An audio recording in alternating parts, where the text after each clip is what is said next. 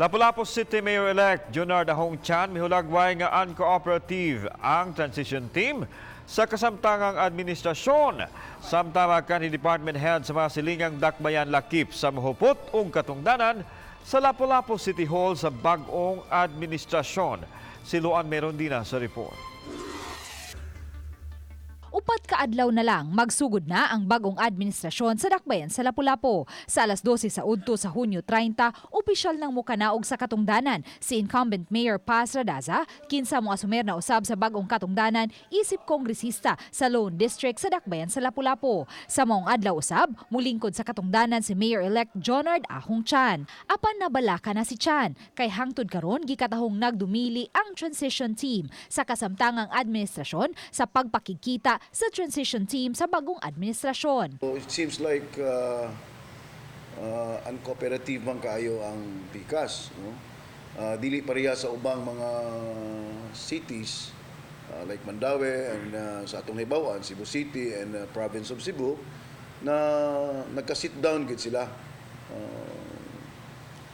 Muna nga nagsigit ag hangyo apan wala gyapon, no?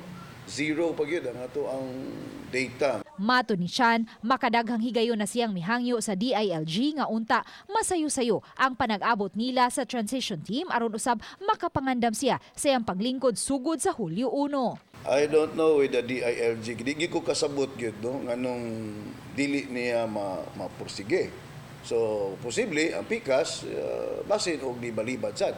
Samtang gibutyag usab ni Chan nga sa paglingkod unya niya sa katungdanan, pipila ka mga kanhi department head sa mga silingang dakbayan ang tahasan niya nga mo'y mango sa pipila ka mga posisyon sa City Hall. Si Attorney Danilo Almendras, ang outgoing city administrator sa Mandaue City Hall, mo'y iyang itudlo isip bagong city administrator sa dakbayan sa Lapu-Lapu. Si Abet Quizon, nga mo'y assistant city administrator sa dakbayan sa Sugbo, ang molingkod usab unya isip assistant city administrator sa Lapu-Lapu. Si Attorney ni James Saison sa City Legal Office sa Mandaue, mauunyay OIC City Attorney sa Lapu-Lapu. Si Najel Banasya, kanhi pango sa DRRMO sa Cebu City, ang mudumao niya sa DRRMO sa Lapu-Lapu. Samtang si Ronald Malacora, pango sa General Services Office sa Cebu City, mausab unyay mulingkod isip pango sa General Services Office sa Lapu-Lapu. Samtang usa ka bag-ong buhatan nga gipattern sa COSAP sa Cebu City, ang pagadumaon unya ni Garilao sa Lapu-Lapu City. Gitataw sa incoming mayor nga bisan pa man kun may mga sinaligan na siyang muhupot unya og posisyon dinhi sa Lapu-Lapu City Hall. Apan niyang giklaro nga magpabilin gihapon ang kasamtangang mga department heads sa pagsugod unya niya sa iyang katungdanan. Kita bag-o magita, no, bag-o ta sa ining ato ang paglingkod. So kinahanglan ta og guidance. And there are some